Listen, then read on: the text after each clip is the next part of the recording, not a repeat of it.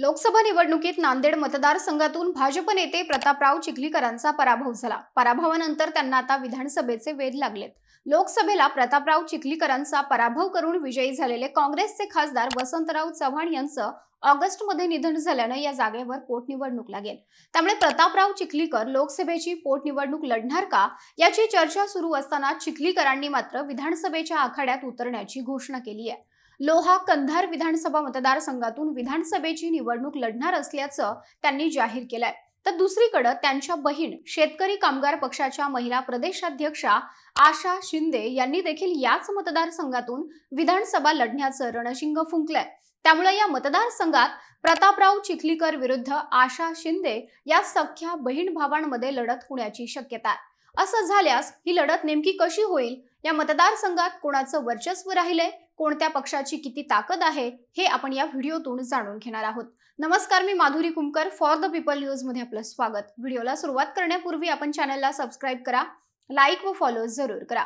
नुकत्याच पार पडलेल्या लोकसभा निवडणुकीमध्ये माजी खासदार प्रताप पाटील चिखलीकरांचा पराभव झाला। मराठा आरक्षणाचा मुद्दा असेल आणि माजी मुख्यमंत्री अशोक चव्हाण यांच्या भाजप प्रवेशामुळे जनतेमध्ये असलेल्या नाराजीचा चिखलीकरांना मोठा फटका बसला।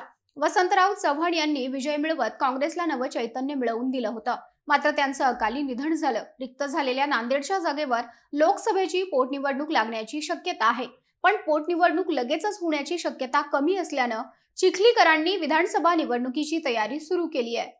लोहा कंधार किंवा नांदेड दक्षिण मतदारसंघातून त्यांच्या नावाची चर्चा देखील सुरू होती, मात्र प्रतापराव चिखलीकरांनी लोहा कंधार मतदारसंघातूून विधानसभेची निवडणूक लढण्याचं जाहीर केलंय।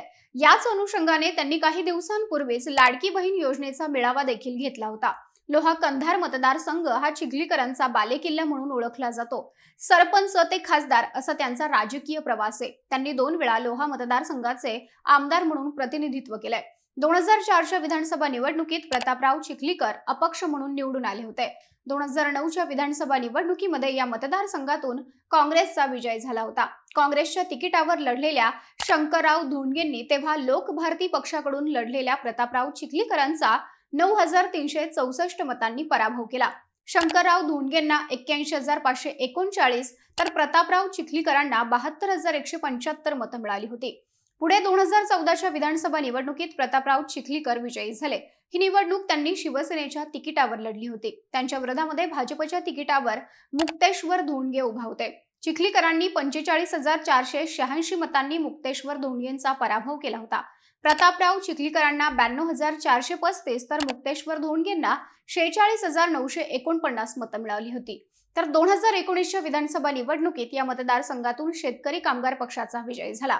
शेकापच्या श्याम सुंदर शिंदेंनी 64,362 मतांनी वंचित बहुजन आघाडीच्या शिवकुमार नरंगले यांचा पराभव केला। तर तिसऱ्या क्रमांकाची मतं ही 30,965 इतकी मतं भाजप सोडून शिवसेनेच्या तिकिटावर उभा राहिलेल्या मुक्तेश्वर धोंडगेंना मिळाली होती। 2019ला प्रतापराव चिखलीकर विधानसभा न लढवता भाजपकडून लोकसभा लढले आणि विजयी देखील झाले होते। एकूणच लोहा कंधार विधानसभा मतदारसंघातल्या जनतेनं प्रत्येक वेळी वेगवेगळ्या पक्षाला आणि उमेदवाराला संधी दिल्याचं पाहायला मिळतं।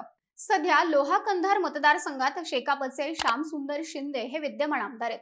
शिंदे हे प्रताप पाटील चिखलीकरांचे सख्खे दाजी आहेत। 2019च्या निवडणुकीनंतर त्यांच्यामध्ये राजकीय मतभेद निर्माण झाले। राजकीय सभा असो किंवा बैठक यामध्ये एकमेकांवर त्यांनी टीका करायला सुरुवात केली। आता आगामी विधानसभा निवडणूक शेकापचे आमदार श्याम सुंदर शिंदे यांच्या पत्नी आणि प्रतापराव चिखलीकरांच्या सख्या बहीण आशा शिंदे लढण्याची घोषणा केली आहे। त्यांनी मतदारसंघात तशी तयारी देखील सुरू केली आहे। त्यामुळे यंदा लोहा मतदारसंघात बहीण विरुद्ध भाऊ असा सामना रंगण्याची शक्यता आहे। दिवंगत खासदार वसंतराव चव्हाण यांच्या निधनाने रिक्त झालेल्या जागेवर पोटनिवडणूक होणार हे निश्चित आहे। आगामी विधानसभेसोबत लोकसभेची पोटनिवडणूक होणार असल्याची चर्चा आहे। मात्र लोकसभेत दारुण पराभव झालेल्या प्रतापराव चिखलीकरांनी विधानसभा निवडणूक लढणार असल्याचं म्हटलंय। त्यामुळे भाजपला पोटनिवडणुकीसाठी उमेदवार शोधावा लागणार आहे। यामध्ये माजी आमदार राम पाटील रातोळीकर आणि जिल्हाध्यक्ष संतू खंबर्डे यांच्या नावाची पोटनिवडणुकीसाठी चर्चा आहे। दुसरीकडे काँग्रेसकडून दिवंगत वसंतराव चव्हाण यांचे पुत्र रवींद्र चव्हाण यांच्या नावाची शिफारस केली आहे। परंतु नांदेड लोकसभा पोटनिवडणूक लांबणार अशी शक्यता असल्यामुळे चिखलीकरांनी विधानसभा लढवण्याचा निर्णय घेतला असल्याचं बोललं जातं. आता लोहा कंधार विधानसभा मतदारसंघाचा संपूर्ण इतिहास पाहता प्रतापराव चिखलीकर आणि आशा शिंदे या बहीण भावात लढत झाल्यास लोहा कंधारची जनता कोणाला साथ देणार, बहिणीला की भावाला, हे पाहणं महत्त्वाचं ठरेल. तुम्हाला मतदारसंघातील या राजकीय घडामोडींविषयी काय वाटतं? तुमचं मत कमेंट करा. व्हिडिओ आवडल्यास लाईक करा आणि फॉर द पीपलला यूट्यूब फेसबुकवर सबस्क्राईब करा. लाईक व फॉलो करायला विसरू नका.